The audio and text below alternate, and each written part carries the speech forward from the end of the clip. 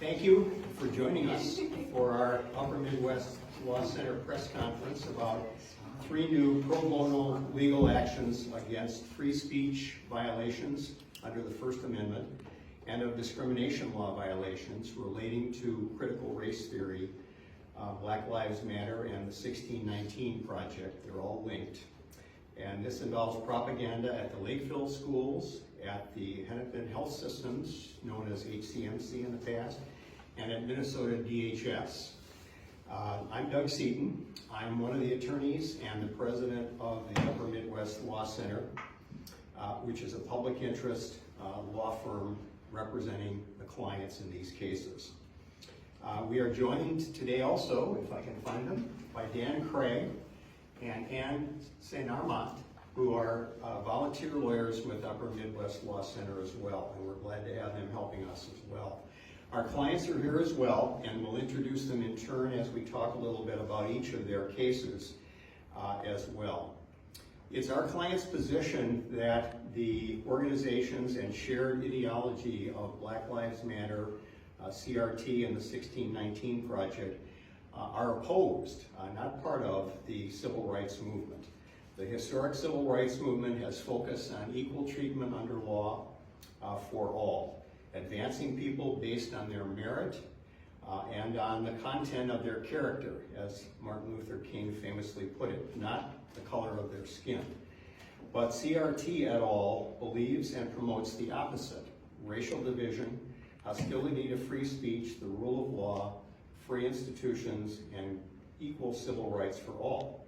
They are opposed to these things. This is no surprise to those of us who have studied these organizations and their Marxist and anti-American origin. I've done that as a historian for a long time. It goes back to Herbert Marcuse and many other proto and neo-Marxists. That's where they started. The CRT proponents, for short, we'll just call it CRT, it's all essentially the same ideology. They encourage racial hostility, resegregation, we're seeing that everywhere these days, and favoritism and disadvantages based on race and skin color. As you will see in our client's presentation, the CRT push is subverting the missions of all of their organizations. They are in educational organizations, healthcare and treatment organizations, and counseling and care organizations, and these are all being subverted by the propaganda of CRT. The actual mission that the taxpayers support in these organizations is being sidetracked by this so-called social justice, which is really nothing of this kind. We've got on the 2 tables adjacent here, if you're interested, the case documents themselves and more material relating to the Upper Midwest Law Center as well, and some of our other cases, including the case against police defunding in Minneapolis, which we prevailed on a couple of weeks ago. So please take a look at those things as well. Our clients will be introduced kind of in turn as we get to their cases, and I'll just say a little bit to introduce those cases as well. And then, of course, we'll take any questions that any of you would care to pose for us as well. The first case is Tara Castillo versus HHS. And Tara, take a bow here. This is Tara. Tara's case involves her own situation as a doctor with HHS. She was the chair of the obstetrics and gynecology department and a longtime physician there with a superior ranking from her peers and from patients as well. And she has been demoted essentially because of her polite opposition, though firm opposition, to the critical race theory that's saturating her organization. She'll discuss her experience with CRT at HHS as well. And I would, the second case, I'll get to Tara in a moment. The second case is that of Aaron and Joe Norgren, and Aaron is with us today. He and his father, Joe, were employees in Joe's case of DHS. And they have been subjected to the so-called training. It's really indoctrination from CRT in their positions with DHS. And both he and his father objected to these things, and in Joe's case, he was essentially discharged, constructively discharged. He had to leave because of his opposition to these things and the fact that he was being forced to subject themselves to them. In Aaron's case, he's resisted so far and has faced retaliation for resisting the training, so-called training, but so far he remains an employee with the department as well. The last case, we've got several clients present here today from the Lakeville Public Schools. And the case is known as Cajun versus Lakeville Public Schools. There are several other plaintiffs involved as well, many of them here today. Bob is right behind me here, and he'll speak, and also Novalee Went will speak. Is Novalee? Novalee is in the corner. She'll speak as well with a little help from her mom. She doesn't need much help. And in their case, Lakeville Schools is saturated again with the CRT ideology. In the case of Lakeville Schools, what they've done, and this is not unique to Lakeville, it's happening all over our state in public and in some private schools as well.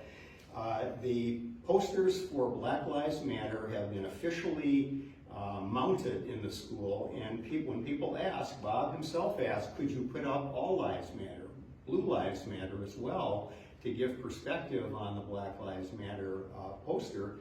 That was denied. And from our point of view, this is viewpoint discrimination, which is absolutely forbidden by a public body under the First Amendment of the United States Constitution. It is also, because it's saturated through the classrooms as well, and the teaching, and the bulletin boards, and billboards, and walls of the classrooms. We believe this is a hostile educational environment. It's a violation of the civil rights laws as well as of the First Amendment. And so these are the three cases we're bringing. And I'm going to first ask if Tara Castillo can talk a little bit about her experience, and then we'll move on to the other clients in turn as well. Aaron, and then Bob Cajun and Novalee will follow Tara. And then, of course, we'll take your questions afterwards, but rather than interrupt the flow of the presentation on each of them, we'll wait until after each has had a moment to talk about their experience as well. Tara? Thank you so much. Well, as Doug said, it's actually Tara, but Tara Castillo, and I am a physician at the Hennepin Healthcare System, and until recently was chair of the Department of Obstetrics and Gynecology. And it's with a heavy heart that I'm bringing this lawsuit forward. My reasons for doing so are similar to my reasons for speaking out in the first place. I see a racist and divisive ideology of racist essentialism taking over our nation and my institution.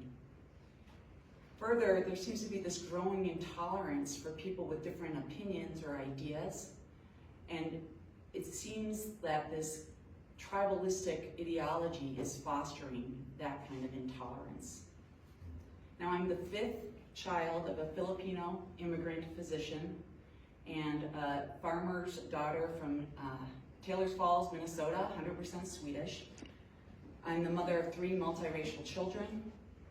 I grew up a Catholic in a predominantly Jewish neighborhood. I studied comparative religions in college and afterwards had an amazing opportunity to travel around the world studying peace and conflict for a year. After my residency in obstetrics and gynecology at Duke University, I got trained in medical acupuncture. I've worked on the Navajo Reservation in Shinley, Arizona for 3 years. I worked at the Cleveland Clinic for 3 years, and for the last 13 years, I've worked at Hennepin Healthcare System. My purpose in sharing my life history is to give credence to the assertion that I'm fascinated by the diversity of human beings. And I highly value the individual nature of every person and being on this planet. It's for this reason that I actually chose to work at Hennepin Healthcare, because I value diversity and so appreciate it. Further, I've learned so much from my experiences and my interactions with people who think and live totally differently than myself.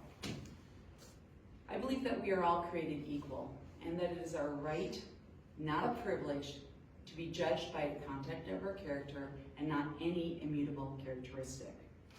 As a physician, this is my job. Every day in clinic, my job is to transcend the differences that I have with my patient and find a space where healing can occur. To do that, I need to value and understand what their needs and desires are, and use my knowledge as a scientist to help augment their health.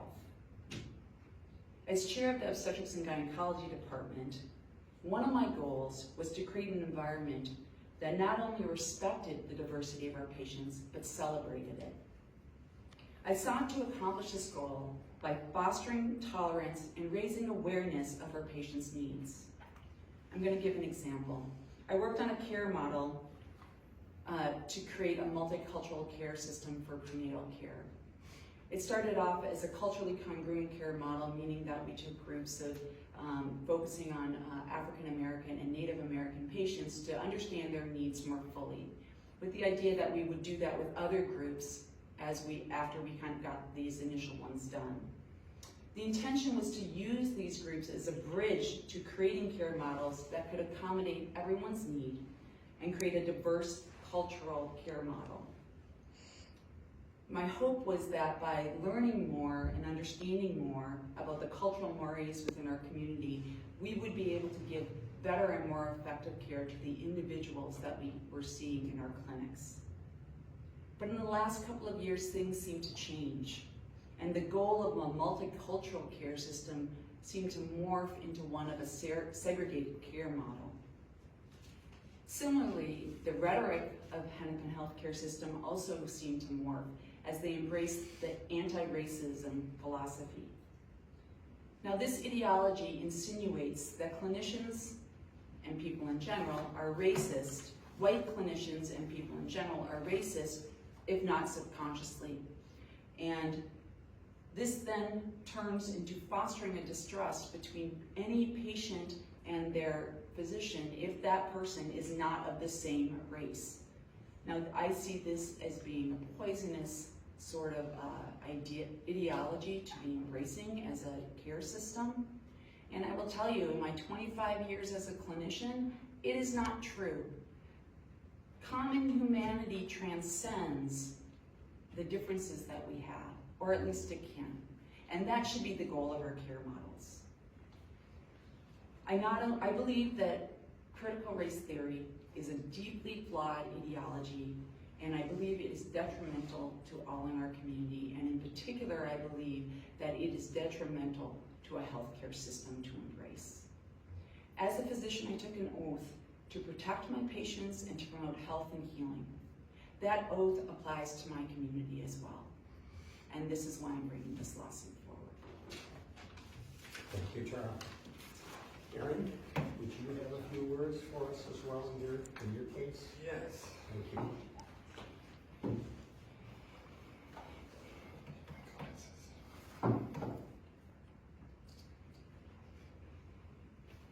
My name's Aaron Norgren. I worked in direct care and treatment, a division of DHS, as a member of a team to care for patients that were previously committed by the state.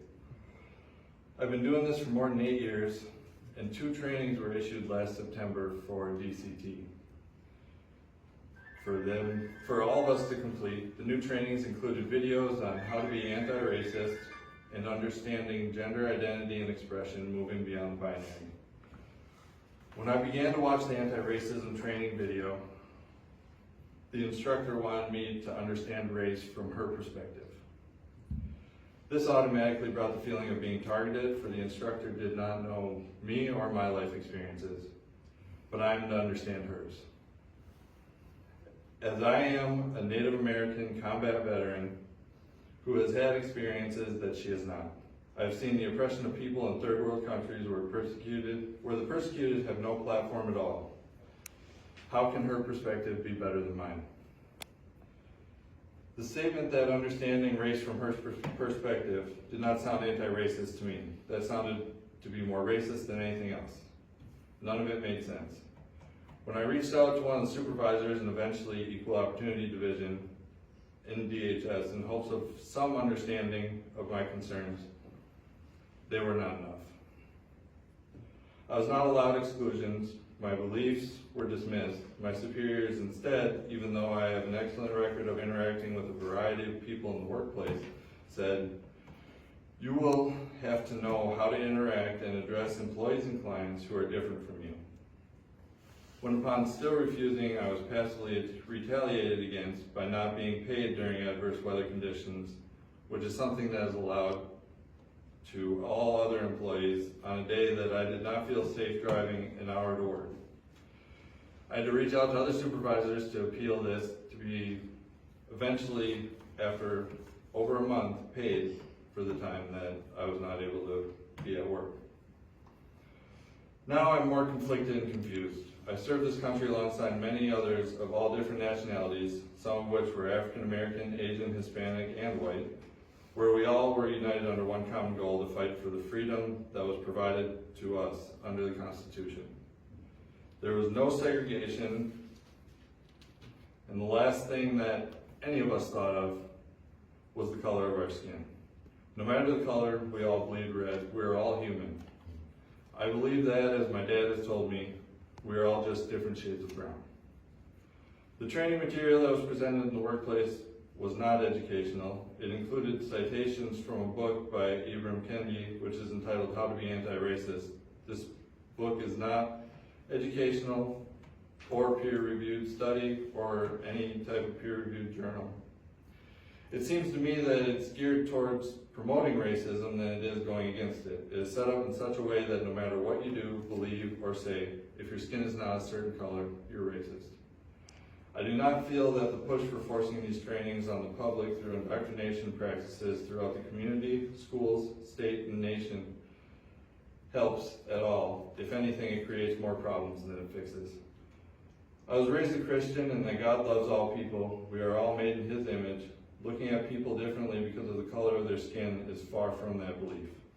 I signed up to fight for this country. When I swore that oath, I was swearing to fight for America, the freedoms we enjoy under our Constitution, and all of the people in it, all of them. I did not differentiate who I was signing up for based on the color, age, social status, or gender, which is the same attitude I carry with me in everything I do.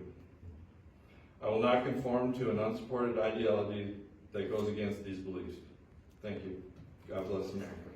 Thank you, Aaron.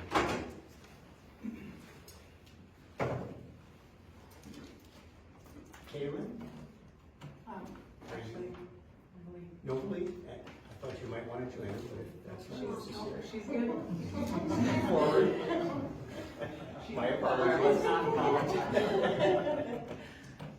My name is Nobly. I am 10 years old and attend elementary in Lakeville, Minnesota.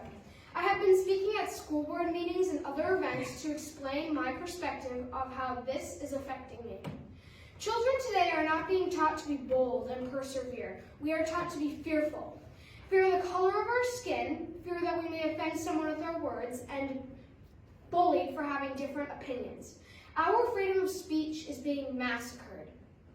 We are not grooming bold, critical thinking leaders, amazing inventors, risk takers, problem solvers. We are killing and crushing human spirit, all in the name of safety, fear, and guilt. In case you don't know, there are BLM posters all over my school. The problem for me is that on May 25th, 2021, my school board told me that there were to be no BLM or politics in school. If I saw it, I was to report it. At lunch, I went up to my principal to tell him about the BLM posters and that I wanted it down. He said it's not coming down. I was like, yeah, it is, because the school board said on May 25th, no BLM or politics in school. He said that's weird because they were the ones who made the posters. I was stunned. I said there should be no BLM in schools, period. It does not matter the color you make the posters in or the font you use. We all understand the meaning. Hiding behind a design change does not hide your indoctrination and propaganda. What a joke. I do not judge people by the color of their skin. I don't really care what color their skin, hair, or eyes is. I judge people by how they treat me. But you make me think of it in a completely different way. I have Asian, Mexican, white, Chinese, and black friends. I like them because some of them make me laugh. Some are kind, sporty, completely wild, or share the love of God. They're just my friends. I just want to hang out with my friends and stop being judged by full-grown adults on how I choose Mine, friends. Of course I am not colorblind. Our nation is made of many shades of beautiful colors. To ignore that would be ignorant. My mother always taught me to never judge people by the way God made them. Now, their actions and words, that is a different story. That is why when I meet someone, I base it off their actions and words. Kids are not racist. We are not racist. We are proud Americans. Stop making your problems our problems. We just want to go to school, get an education, and have fun. Courage is contagious, so be courageous. Thank you, Noble. Bob and June will also speak on the Lakeville Schools case as well. Yep. Thank you. I'm here as a father and a husband to defend my multiracial family and all American children and families from our public schools' insistence on pushing the Marxist BLM racial hate, also known as CRT. Sadly, our school district has ignored our objections for almost a year now, and they just doubled down by pushing their continued racial discrimination in the classrooms with the posters. As a veteran, I cannot stand by and do nothing as our children are being further harmed by this discrimination. The COVID lockdowns and forced mask mandates were devastating to all of our children's well-being. The BLM CRT agenda being forced on our children by the public schools is just gaslighting their greater harm. No child, or anyone for that matter, should be segregated by the color of their skin or discriminated by race, sex, religion, politics, or disabilities in a free society. And as a Native American, I refuse to be their victim, to be used to further this anti-American agenda. Our children should never be trained to be racist, labeled as oppressed or oppressors by anyone, especially by any government agency. This is America, and we are stronger together. We will love our neighbors as ourselves and celebrate them all equally. Every life is precious, and we need to put a stop to this government-sponsored hate now and forever. All of our lives matter. God bless you all, and God bless America. Thank you. Thank you, Bob. We'd be happy to take any questions that any of you have for us. First, what's Bob's last name? Kajun. Could you spell it? Like Cajun with an E at the end. Thank you. On the Lakeville Creek, is it basically that you have posters, or are there some classes or training sessions that they're having that are going on as well? The clients can answer more than I can probably, but the classrooms themselves are saturated with similar posters and postings and content in the classroom. These were an official set of hallway posters that we were describing in my initial comments that said Black Lives, there were two versions of Black Lives Matter posters that were put up, and when Bob himself requested that All Lives Matter posters and Blue Lives Matter posters also be included, that was disallowed. So there's a viewpoint discrimination in favor and a viewpoint discrimination action against another perspective. And that's the kind of the highlight, but it's not the only thing going on in the classrooms and the hallways. Is there more to add to that, Bob? Is that a fair summary? Yeah, our children have been given Black Lives Matter in schools. Yeah, our children have been shown Black Lives Matter in schools videos. And what was that called? Brain Pop. To be taught that, we're all racist and our country is racist and everything else, and it just does not, that poison does not belong in our school district or anywhere in America.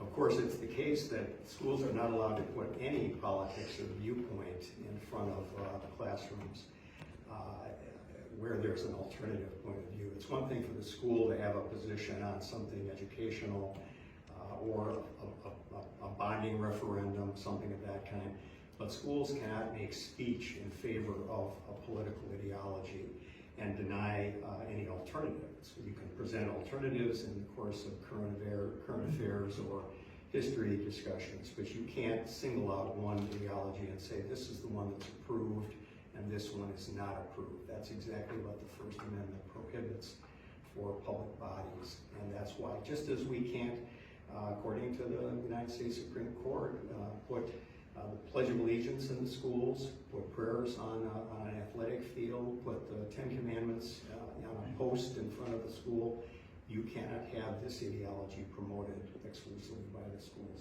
That's our point of view. Any other questions we can answer? We're happy to do more. Do any of the defendants acknowledge that they're teaching CRT? I would say the answer is no, and we've dealt with a number of other school districts as well that may end up in lawsuits as well if they don't change their behavior. But they mostly deny it. They mostly say it's a rogue teacher here or there. But some of the districts have doubled down on this, and Lakeville is one of those that has specifically said these posters are officially sanctioned. And when Bob asked that they be countered with alternative points of view, that was specifically denied by a school district organization. So we've seen it elsewhere as well. It's probably hard to summarize. This is a complex issue. Yeah. But I'm going to ask you to, please. Sure. By filing a lawsuit, exactly what changes do you hope to see?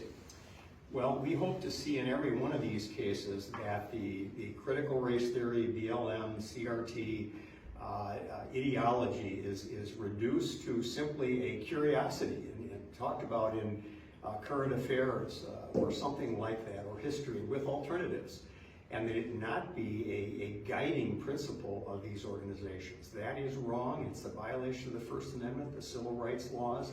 It's creating hostile educational or workplace environments for people, and it's simply not permissible under the civil rights laws of the First Amendment, and we want it to stop. The defendants are not, will seek whatever remedies the court feels are appropriate, but our main concern is that these things stop, and that we go back to political neutrality in the classrooms. Neutrality is enshrined in every one of this school districts, and everyone around the state has a neutrality policy on politics.